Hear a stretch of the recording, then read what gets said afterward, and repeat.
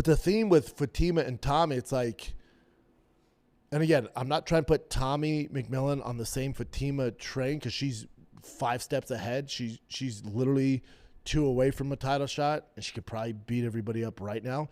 Tommy's not there yet. But when you get a special individual like Tommy McMillan, and I see it online, I've heard people in MySpace break it down, and, oh, he's not world champ material. Oh, I'd love to see you go against, let me see the featherweight rankings. Did I? Yeah, just go to the featherweight.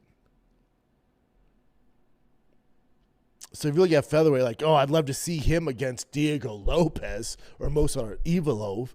Oh, I'd love to see, let's see how he handles Aljo Sterling. It's like, hold on.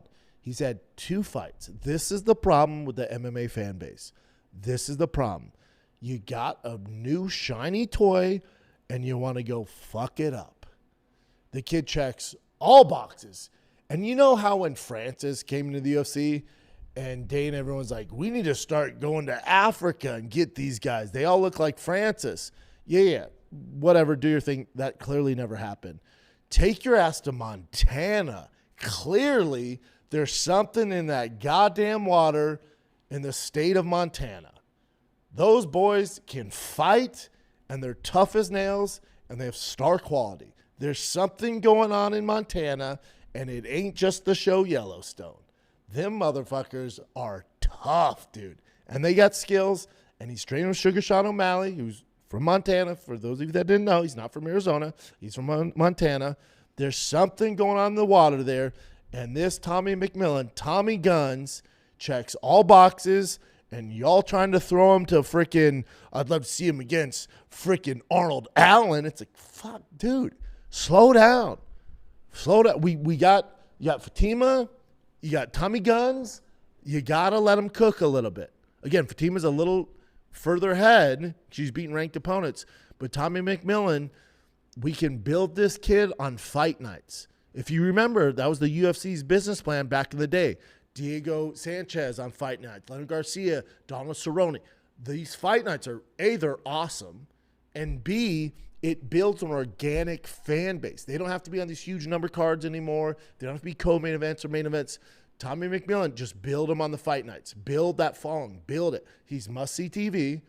He actually has real animosity against his opponent, not this fluff bullshit like Hamzat Strickland did or a lot of these guys do to gain attention. He's taking a page out of the Diaz bros, right? He's throwing the middle finger. He even wall whooping his ass. He's like, where's all the talk now? What's up now, dude? Just beating the brakes off of him. He's a high volume puncher. Was this the toughest fight for him? No. He's fighting an undersized guy. But my thing is, when you see potential like this, when you see, you had RAF too, which is stealing probably more attention than the UFC cock. Yeah. Because you had Ben Askren compete, right, and retire. And you have, Bilal and Kobe. Kobe beating Armin. I think maybe it was on Kalshi, one of those. I don't know if DraftKings has all, but someone had the odds. You don't have to go to the odds, Jim. But they had Kobe Covington.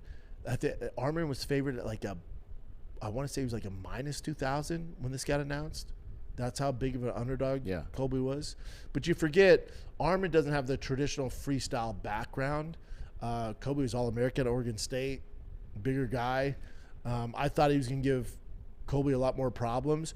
Kobe just knows the game. He knows the sport. So he was getting his points because he plays this game. And there's a way to do it, and Kobe beat him. Yeah, and people that, like me, I don't know wrestling. I didn't know what I was watching. I was like, oh, okay, Kobe's on top. Should be good. That's all I could see. But then they're like, point. Yep. Yeah, Kobe knows the game. Beat him at the game, And that's what it is. Good for Kobe. Kobe slowly becoming the face of RAF, and now I love it because him and Bilal got into it horribly, and they're like, cool, you guys are fighting, was it next week?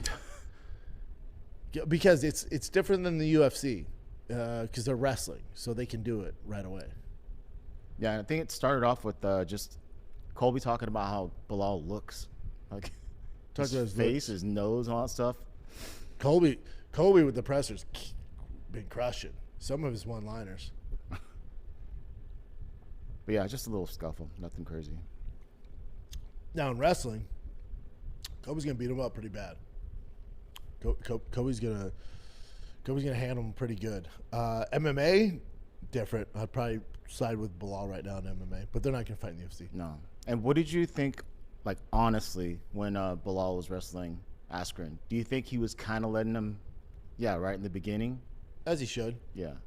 Yeah. Even someone that doesn't wrestle, I just kind of felt that too. Yeah. And then he remember Ben went up a few points, and then right at the end, Bilal pulled it out. Yeah, like he had to win, and dude, did you feel I was like, when Ben was like breathing hard and bending over, I was like, oh my God, I don't want to watch this, dude. Like, ugh.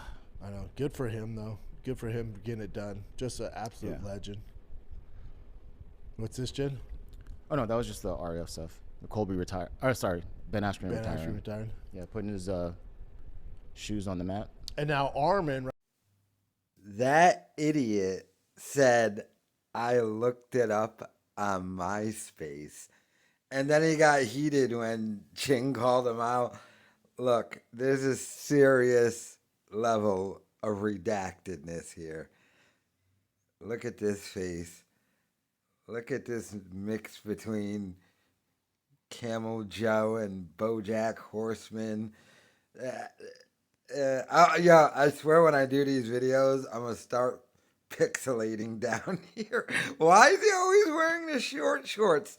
I think because if you couldn't hear, the air conditioning unit's going off because, he's in a fucking storage unit in Texas because he's going broke and can't afford a real studio. Although, according to him, he just signed the biggest deal of his life, but still in the storage unit. So that's why he wears the short shorts. But he said, I looked it up on MySpace. Would you use Ask Jeeves? Would you pop in your fucking AOL disc? Oh my God, look at him. He really is a dumb motherfucker. And Chin just called him out. Chin's had enough of this shit. Chin hates this dude. And this is during his god awful live stream, which my God, that got old very, very quick and lame and dumb. So Chin is just like, hey, stupid. You said MySpace. Is that even a thing anymore?